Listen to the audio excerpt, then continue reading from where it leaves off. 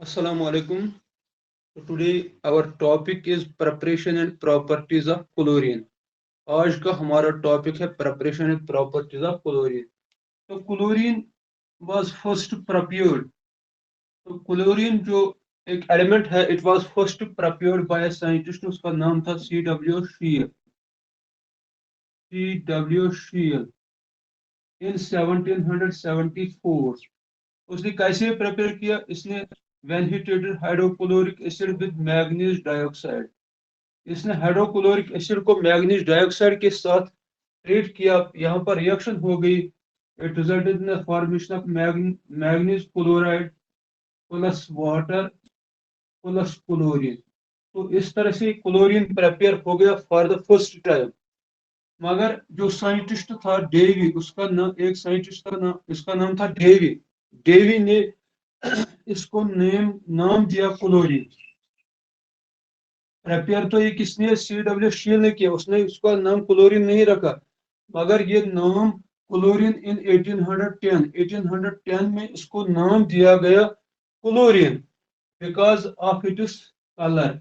इसके कलर की वजह से इसका नाम क्लोरीन रखा गया. किस colour? Chloros. It has been derived, this name has been derived from the word chloros. Chloros, it's a Greek word which means greenish yellow, जिसका मतलब हो गया greenish yellow.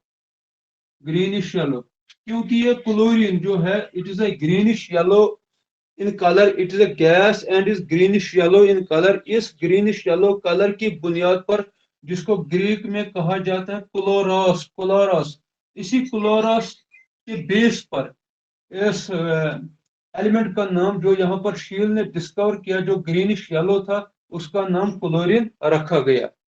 So you must remember that this gas was first, this chlorine was first prepared by C.W. Scheele. He prepared when he treated hydrochloric acid with manganese dioxide. A greenish yellow gas was found here, but the name chlorine was given by Davy in Ardashir in 1810 from a Greek word chloros. Chloros, chloros का मतलब, क्योंकि ये gas greenish yellow था, एक Greek word है हमारे पास chlorous, जिसका मतलब है ग्रीनिश येलो. इसी बेस पर इसको नाम दिया गया bye Davy as chlorine.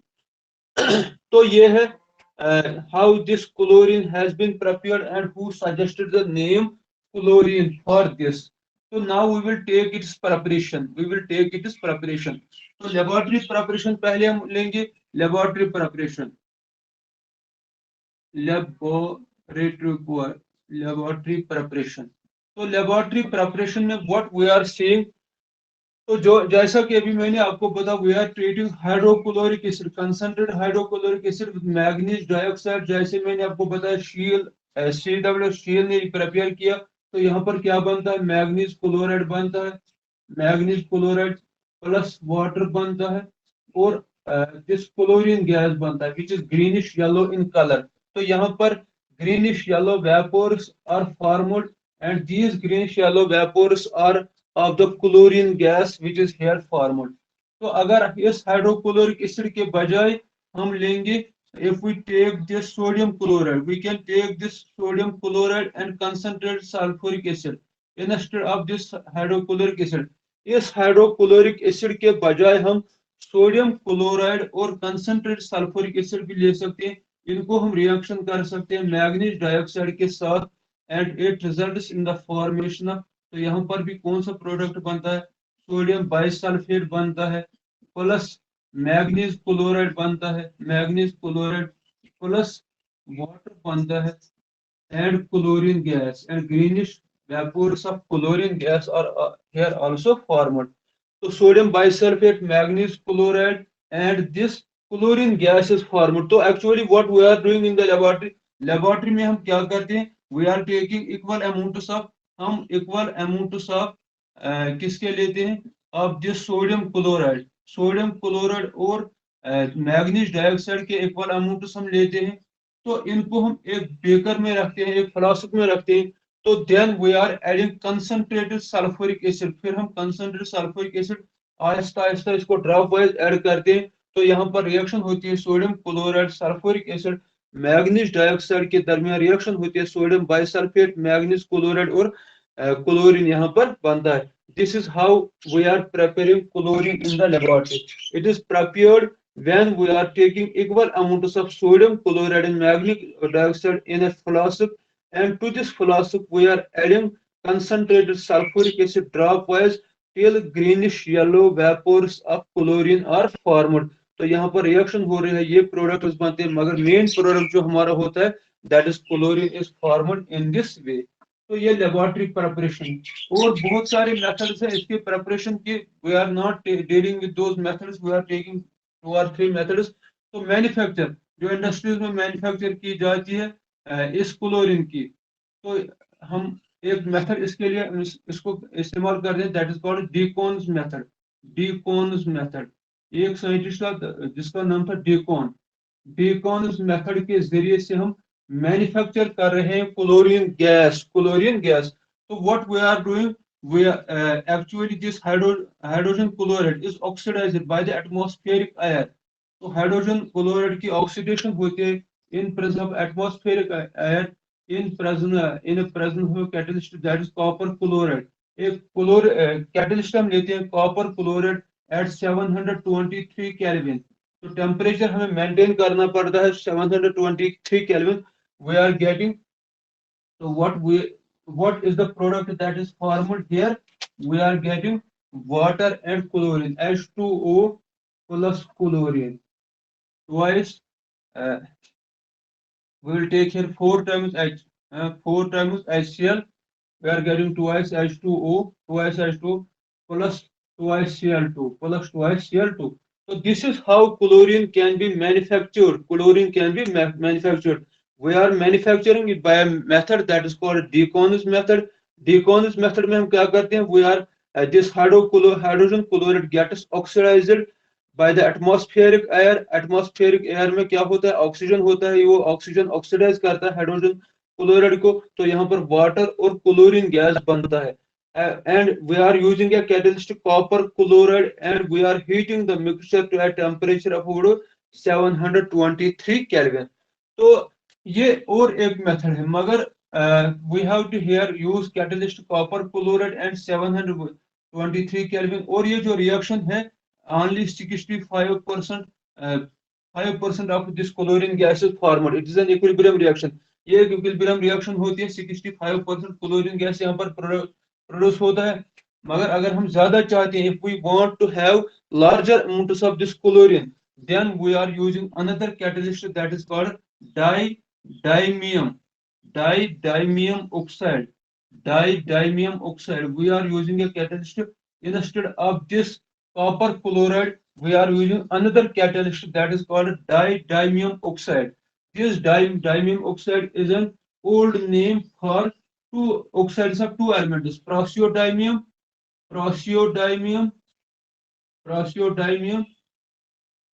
and neodymium। We have two elements, neodymium।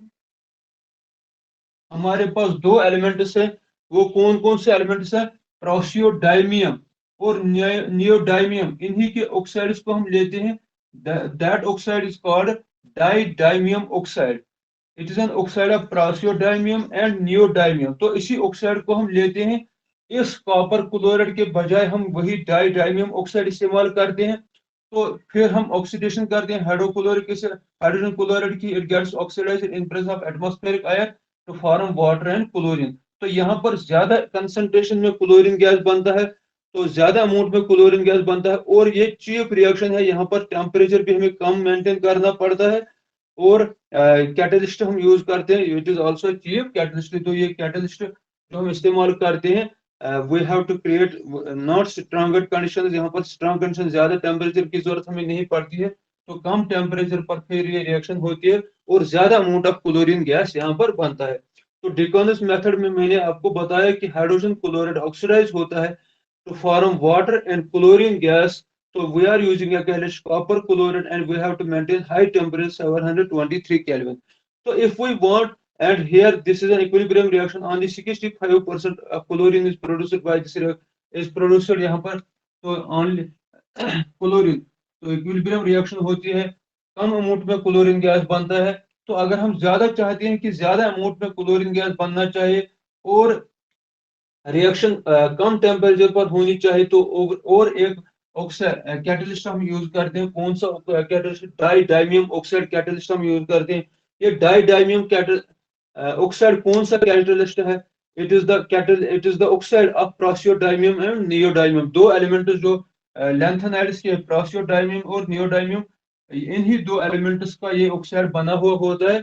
तो इसी को हम यूज करते हैं यहाँ पर। फिर हमें टेम्परेचर कम रख मेंटेन करना पड़ता है और ज्यादा से ज्यादा अमाउंट यहाँ पर क्लोरीन गैस की बनती है। दूसरा हम दूसरा मेथड जो हम इस्तेमाल करते हैं, electrolytic method. Electrolytic method electrolytic method के जरिए भी हम क्लोरीन गैस प्रिपेयर करते हैं। इलेक्ट्रोलिटिक मेथड, तो इलेक्ट्रोलिटिक मेथड में हम क्या करते हैं? We are passing electricity through concentrated brine solution हम लेते हैं, concentrated brine solution. So when we are treating concentrated brine solution, we are passing electricity through this solution. हम इस सॉल्यूशन से इलेक्ट्रिसिटी पास करते हैं, तो यहाँ पर हमें क्या हासिल होता है? क्लोरीन गैस हमें हासिल होता है। We are getting chlorine gas. ये ब्राइन क्या होता है? Brine is a solution of sodium chloride, concentrated solution of sodium chloride. तो सोडियम क्लोराइड सॉल्यूशन को हम कहते हैं brine solution, concentrated sodium chloride solution, it is called brine solution. It's called brine solution. So sodium chloride dissociates to form Na positive ion plus Cl negative ion. तो दो ion यहाँ पर बनते हैं। जब इसको हीट किया जाता है with the help of electricity, it gets heated up, it is dissociated into ions, Na positive ion and Cl negative ion. तो ये Cl negative ion it moves towards anode, ये एनोड की तरफ जाता है। at anode what happens? Oxidation takes place. ऑक्सीडेशन में क्या होता है? क्लोरीन इलेक्ट्रॉन लॉस करता है to form chlorine atom plus electron. तो ये क्लोरीन एटम्स फिर एक दूसरे के साथ कंबाइन होते हैं to form chlorine gas. In this way chlorine gas is formed at anode. So what we are doing, we are passing electricity through the concentrated solution of brine, through the concentration solution of brine या through concentrated brine solution। जब electricity pass होती है तो sodium chloride dissociated into ions, Na positive ion and Cl negative ion. Cl negative ion moves towards anode where it gets oxidized, it loses electrons to form chlorine atoms. These chlorine atoms then combine to form chlorine gas, to form chlorine gas. तो at cathode पर क्या होता है? This Na positive ion cathode की तरफ move होते हैं, तो Na positive ion it gains their electrons, वो वहां पर इनकी रिडक्शन होती है टू फॉर्म सोडियम। तो इस तरह से सोडियम यहाँ पर बनता है कैथोड पर, मगर ये सोडियम जो बनता है it then combines with this water, ये वाटर के साथ कंबाइन होता है which is there in the solution. तो यहाँ पर क्या बनता है? Sodium hydroxide plus hydrogen, plus hydrogen. तो हाइड्रोजन गैस यहाँ पर बनता है twice twice. So this is twice. This is twice. So sodium hydroxide plus hydrogen gas. So hydrogen gas is released at cathode, and this chlorine is released at anode. So in this way, by the electrolytic process, we are preparing chlorine gas. We are preparing chlorine gas. So this is another method for the preparation of chlorine gas.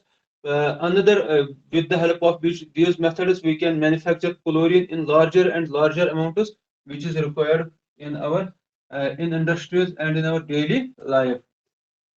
तो ये है preparation. Preparation के बाद we are taking properties. Properties में first we will take physical properties. Physical properties क्या है chlorine की? Physical properties, first physical property जो हम बता दें, we are saying it is a greenish yellow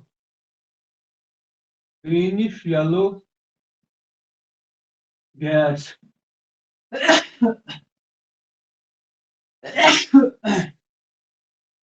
Chlorine exists in gaseous state. Chlorine exists in gaseous state and it is greenish yellow in color. ये इसका colour क्या होता है? It is a greenish yellow gas. Greenish yellow gas. इसका colour होता है greenish yellow. तो दूसरी प्रॉपर्टी जो है इसकी, it has pungent and suffocating order. दूसरी प्रॉपर्टी जो इसकी है, ऑर्डर इसका क्या है, pungent and suffocating odor, that is it produces suffocation, it causes suffocation. Number third, it is poisonous in nature, it is poisonous in nature, ये poisonous nature का होता है, and causes headache.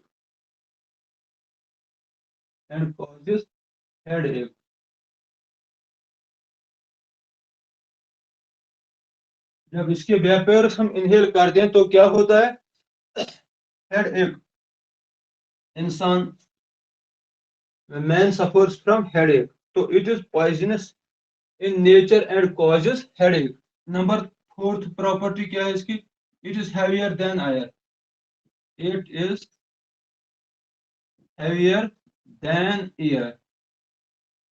ये एयर से क्या होता है, ज्यादा हैवी होता है, it is heavier than air, it is heavier than air, ये हैवियर देन एयर होता है, एयर से भारी होता है, हैवी होता है.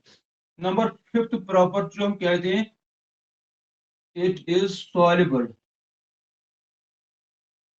it is soluble in water, it has high affinity towards water, it is soluble in water and it is solution, and it is solution is called chlorine water, उसको हम chlorine water कहते हैं. तो water में ये dissolve होता है, जब ये वाटर में डिजोल्व होता है तो क्लोरीन गैस जब वाटर के होगा, उस वाटर के साथ होगा, उसको हम कहते हैं क्लोरीन वाटर. जिस तरह से हम कहते हैं ब्रोमीन वाटर, जिस तरह हम ब्रोमीन वाटर बताते हैं, इसी तरह हम कहते हैं क्लोरीन वाटर. तो it is soluble in water and it is solution in water is called chlorine water. तो it is also soluble in organic compounds, organic solvents में भी ये सॉल्युबल होता है. it can be easily liquefied, it can be easily liquefied, it can be easily liquefied, ये हम आसानी से लिक्विफाई कर सकते हैं. it can be easily liquefied, आसानी से इसको लिक्विफाई कर सकते हैं. It is boiling point is, इसका बॉइलिंग पॉइंट क्या होता है जब हम इसको लिक्विफाई कर दें, boiling point is 239 kelvin and freezing point, और इसका फ्रीजिंग पॉइंट क्या होता है 171 kelvin. So these are its physical properties. It exists as a greenish yellow gas. It has pungent and suffocating odor. It is poisonous in nature and causes headache. It is heavier than air. It is soluble in water, and its solution in water is called chlorine water.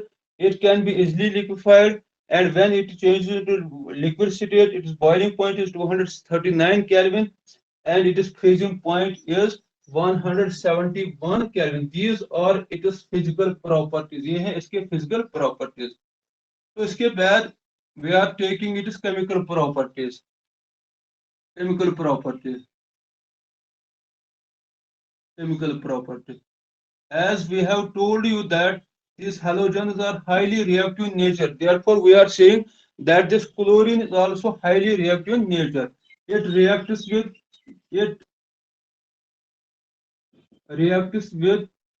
metals. ये metals के साथ react करता है, with non-metals के साथ, and metalloids के साथ भी reaction करता है. For example, with metals, जब हम metals के साथ इसको reaction करते हैं, for example, we will take sodium. जब हम सोडियम के साथ इसको हीट करते हैं, sodium reacts with chlorine gas. When we heat it, it results in the formation of sodium chloride. तो इसी तरह अगर हम लेंगे magnesium, when treated with magnesium, it results in the formation of magnesium chloride. Potassium के साथ potassium chloride, तो iron के साथ आयरन क्लोराइड. तो मेटल्स के साथ ये मेटल हैलाइड्स बनाता है. Number second, we are taking reaction with non-metals, with non-metals. तो non-metals के साथ ये reaction करता है. For example, we are taking this sulfur. S8 reacts with 4 moles of chlorine to form S2Cl2. S2Cl2 is 4 times S2Cl2. 4 times H2Cl2. It is called monosulfur chloride. Monosulfur chloride हम इसको कहते हैं, या सल्फर मोनोक्लोराइड.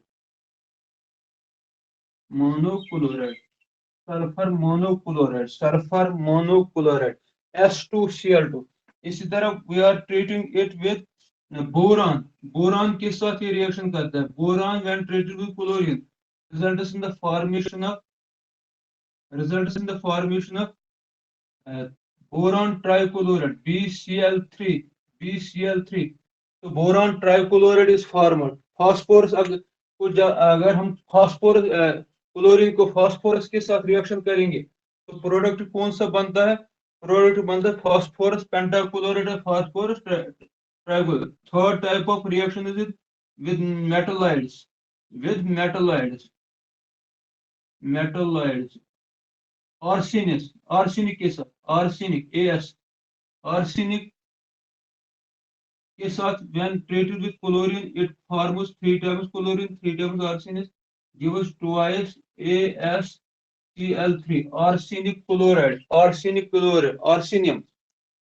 arsenium के साथ ये रिएक्शन करता है. when arsenium is treated with chlorine it forms arsenic chloride. So these are the reactions of this chlorine with non-metals and with metalloids. Number second class fourth reaction हम study करेंगे with alkalis. Reaction with alkalis. So depending upon the temperature, alkalis react in a different way with this chlorine. अगर cold condition होंगे, if the temperature is low under cold condition, alkali reacts with strong alkalis, react with chlorine. तो products क्या बनते हैं? Chlorides and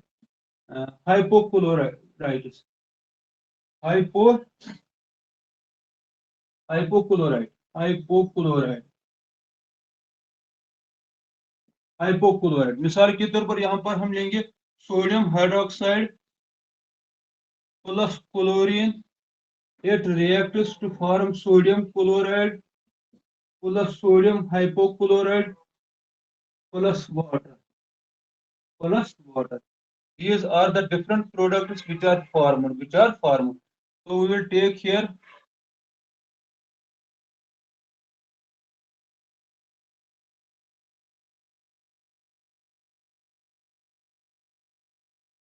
four times NaOH.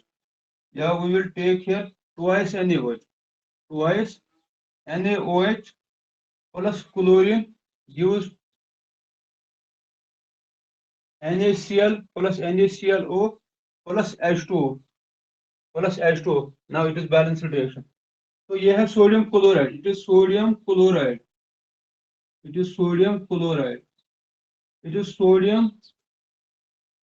hypochlorite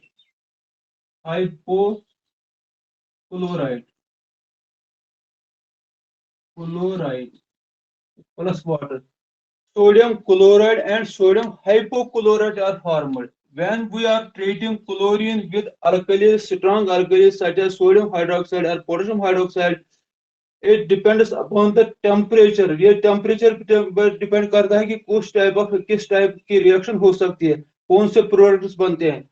जब हम cold condition रखते हैं, जब हम टेम्परेचर कम रखते हैं, लो टेम्परेचर रखते हैं, तो alkalis react with chlorine result in the formation of chlorides and hypochlorites.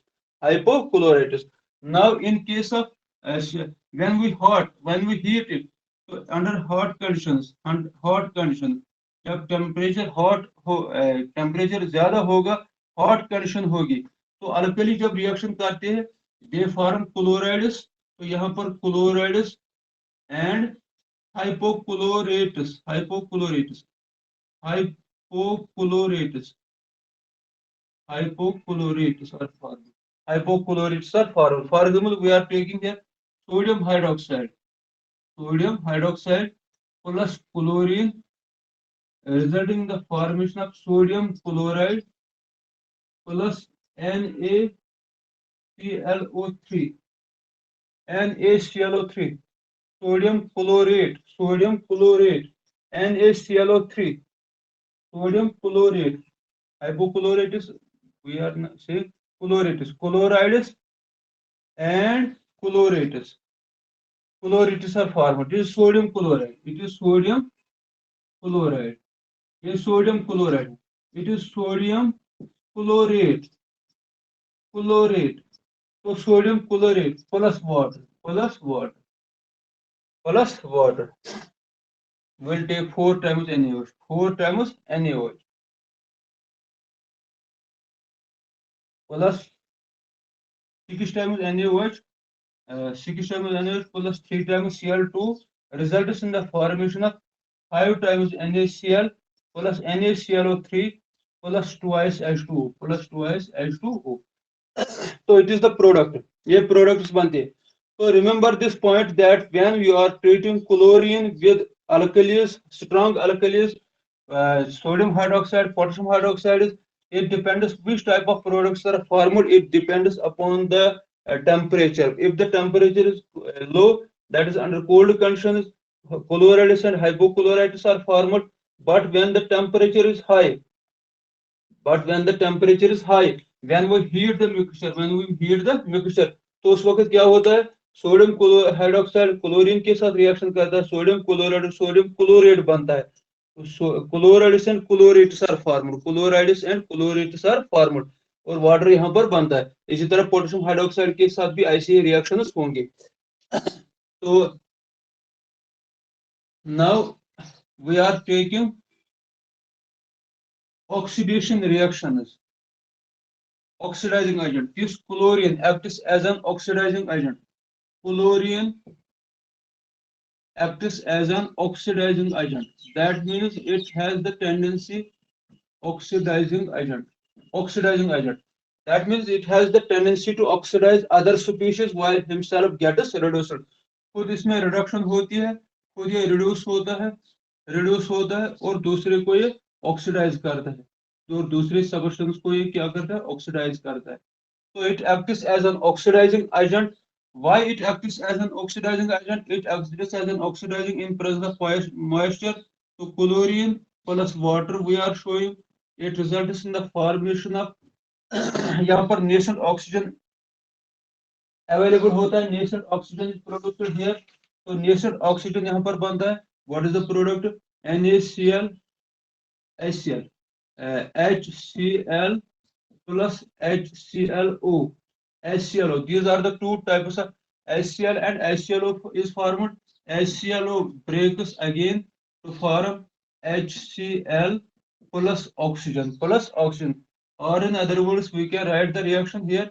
This Cl2 plus water, Cl2 plus water gives HCl, twice HCl plus O. ये ऑक्सीजन है जो ऑक्सीडेशन करता है दूसरे स्पीशीज की. This is the oxygen that this chlorine makes available in presence of water, in presence of moisture. So and then it reacts, it oxidizes other species to form different types of products. So because of the nascent oxygen made available by this chlorine in presence of water, it acts as an oxidizing agent. So number first oxidizing agent की reaction, it oxidizes, ये oxidize करता है, it oxidizes sulfur dioxide to sulphuric acid. ये sulphur dioxide को sulphuric acid में तब्दील करता है.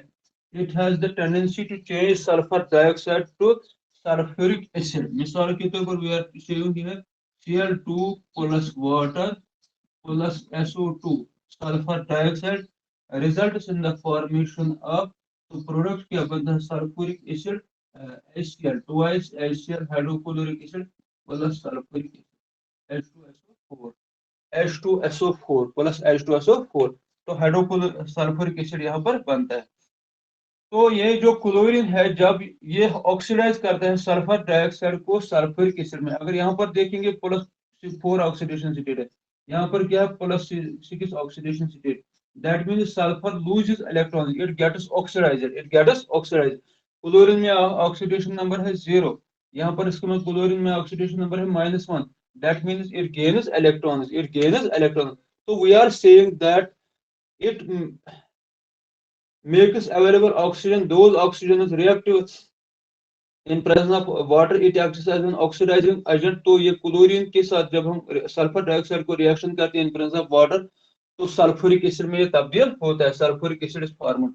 Number second reaction we are taking oxidation reaction जो हम स्टडी कर रहे हैं, that is it oxidises sodium sulphide, sodium sulphide SULPHID, it is sodium sulphide तो सोडियम सल्फेट ये ऑक्सीडाइज करता है सोडियम सल्फाइड को सोडियम सल्फेट में Na2SO4 में तब्दील करता है। तो we are showing reaction Cl2 plus H2O plus Na2SO3 sodium by sodium sulphide. What is the product, यहाँ पर क्या बनता है twice HCl plus H2SO4 plus H2SO4 तो H2SO4 नहीं सोडियम सल्फेट प्लस Na2SO4 तो यहाँ पर सोडियम सल्फाइड को इसने तब्दील किया सोडियम सल्फेट में। Chlorine acts as an oxidizing agent, it acts as an oxidizing agent because it makes available nascent oxygen। तो यहाँ पे क्या होता है in presence of chlorine it acts as a water it acts as an oxidising agent. तो ये sulphur dioxide को किसमें तब्दील करता है, सल्फर डाइऑक्साइड को सल्फ्यूरिक एसिड में तब्दील करता है, सोडियम सल्फाइड को Na2SO3 को तब्दील करता है Na2SO4 में, सोडियम सल्फेट में तब्दील करता है। इट ऑक्सीडाइजेस ये सोडियम नाइट्राइट को it oxidises sodium nitrite to sodium nitrate को ये सोडियम नाइट्रेट में तब्दील करता है, सोडियम नाइट्रेट में। तो रिएक्शन हम दिखाते हैं Cl2 plus H2O plus NaNO2 sodium nitrite, it is called sodium nitrite. Sodium nitrite को ये तब्दील करता है किसमें, we are getting here twice HCl hydrochloric acid plus NaNO3 तो सोडियम नाइट्रेट बनता है, सोडियम नाइट्रेट बनता है। These are the different oxidation reaction. It oxidises number 4th oxidation reaction hydrogen sulphide को ये तब्दील करता है किसमें, सल्फर में। It oxidises hydrogen sulphide to sulphur. तो we are showing reaction Cl2 plus H2S gives twice HCl plus S hydrogen sulphide को ये तब्दील करता है सल्फर में। These are the various oxidation reactions in which this chlorine acts as an oxidizing agent। Chlorine oxidizing agent act करता है because it makes available nascent oxygens in presence of water, it acts as an oxidizing agent। ये sulphur dioxide को sulphuric acid में तब्दील करता है, sodium sulphide को sodium sulphate में तब्दील करता है, सोडियम नाइट्राइट को सोडियम नाइट्रेट में तब्दील करता है, हाइड्रोजन सल्फाइड को सल्फर में तब्दील करता है, आयोडीन को आयोडिक एसिड में तब्दील करता है।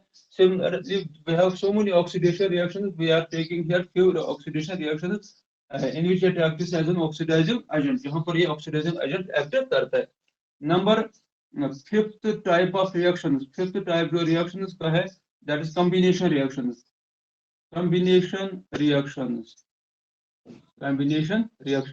It combines with certain molecules। For example, carbon monoxide के साथ ये combine होता है क्लोरीन तो बनता है chlorine, it forms COCl2। It is called phosgene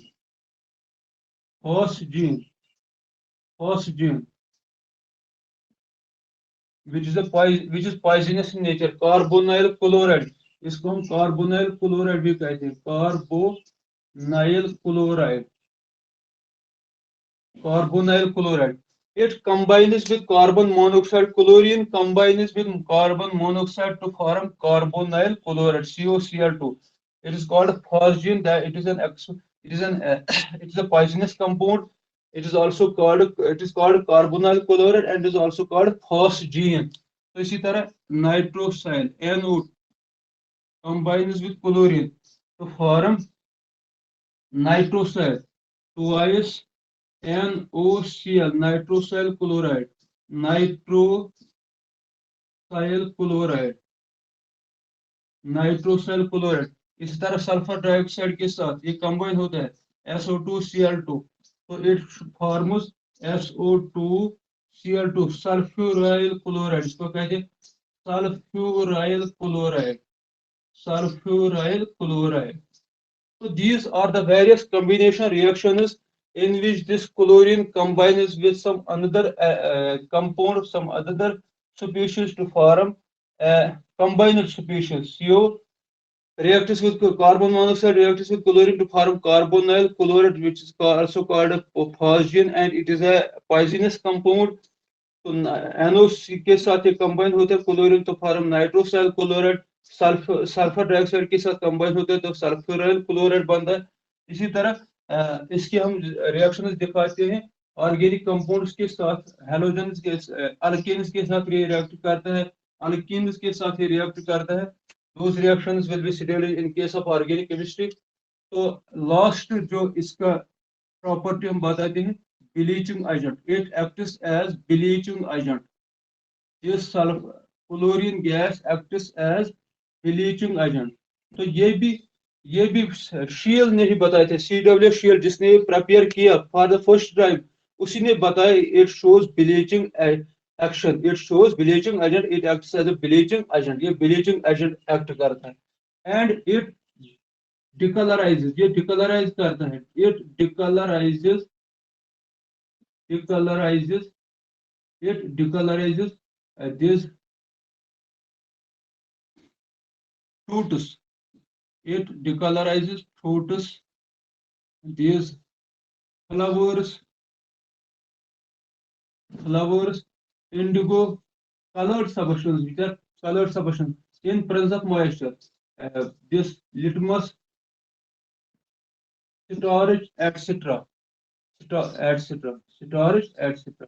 तो ये डिकलराइज करता है, it shows bleaching agent, it acts as a bleaching agent, it decolorizes fruits, flowers, indigo, litmus, storage etc in presence of moisture, in presence of moisture, in presence of moisture ये decolourise करता है इनको। तो ये डिकलराइजिंग nature कैसे दिखाता है, how it shows decolourising nature, in presence of chlorine Cl2 it reacts with, in presence of moisture chlorine reacts to form HCl, to form HCl plus O।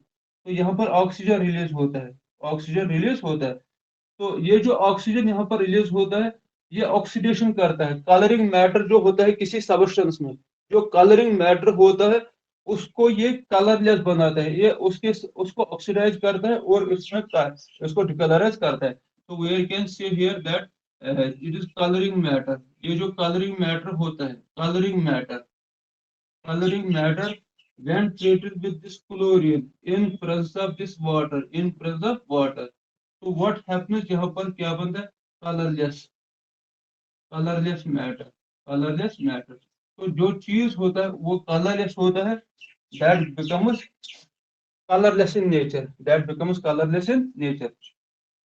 या वो हम कहेंगे यही यहाँ पर colouring matter reacts with this oxygen and it results in the formation of colorless matter। तो chlorine in presence of moisture acts as a bleaching agent, it decolorizes fruits, flowers, indigo, litmus etc। तो जो colouring matter इनमें होता है उसको ये decolourise करता है। यहाँ पर क्लोरीन वाटर के दरमियान रिएक्शन होती है, हाइड्रोक्लोरिक एसिड बनता है, ऑक्सीजन निकलता है, यही ऑक्सीजन उस कलरिंग मैटर के साथ रिएक्शन करता है और उसको ये डिकलराइज करता है, तो कलरलेस मैटर यहाँ पर बनता है। तो यहाँ पर हमें याद रखना है एक पॉइंट, जो हम सल्फर डाइऑक्साइड के बारे में हम बता रहे थे, that is produces temporary this action, bleaching action, colourless action. तो जब हम उस चीज को रिस्टोर करते थे, आयरन को एक्सपोज करते थे, तो that was restoring the colour, वो चीज रिस्टोर कलर करता था। मगर क्लोरीन के जो ब्लीचिंग एक्शन है, क्लोरीन की जो ब्लीचिंग एजेंट है, इट इज परमानेंट। क्लोरीन के जो ब्लीचिंग एक्शन है, जो जो क्लोरीन ब्लीचिंग एक्शन दिखाता है, इट इज परमानेंट। ये परमानेंट एक्शन है, because this takes place in presence of moisture, in presence of air, in presence of air. Here oxygen is involved, here oxygen is involved. तो जो वहां पर यहाँ पर ऑक्सीजन इन्वॉल्व हो रहा है, तो अगर यहाँ पर एक चीज आपको याद रखना है कि ब्लीचिंग एक्शन जो है, it is used, chlorine is used as bleaching agent for wood pulp. Wood pulp के लिए हम इसको इस्तेमाल करते हैं, और bleaching wood pulp, paper pulp, paper pulp, paper pulp and clothes, clothes को ऑक्सीडेशन करने के लिए हम इसको इस्तेमाल करते हैं। वुड पल्प को ब्लीच करने के लिए, पेपर पल्प को ब्लीच करने के लिए, क्लोथ्स को ब्लीच करने के लिए हम क्लोरीन को इस्तेमाल करते हैं। डेलिकेट आर्टिकल जो होते हैं, डेलिकेट आर्टिकल जो होते हैं, उनको हम क्लोरीन से ब्लीचिंग नहीं करते हैं। They are not bleached by chlorine. They are not, we are not using bleaching chlorine as bleaching agent for delicate articles। delicate articles के लिए हम क्यों नहीं करते हैं? क्योंकि यहाँ पर हाइड्रोजन क्लोराइड बनता है, hydrochloric acid, it is corrosive in nature, ये कोरोसिव नेचर दिखाता है, इसलिए वो इनको नुकसान पहुंचाता है, हमें भी। फिर जो इसके उन चीजों के साथ काम करते हैं उनको भी प्रॉब्लम हो रही है। तो यहाँ पर आपको याद रखना है, क्लोरीन जो है, it is used for bleaching of wood pulp, paper pulp, and clothes. It is not used for bleaching of delicate articles because of the formation of hydrochloric acid that creates, that is corrosive in nature, जो कि corrosive nature दिखाता है। And it is permanent, it is this bleaching action is permanent. So this is all about the preparation and properties of this chlorine. Now our topic will be hydrochloric acid. That will be our next topic. Thank you for watching.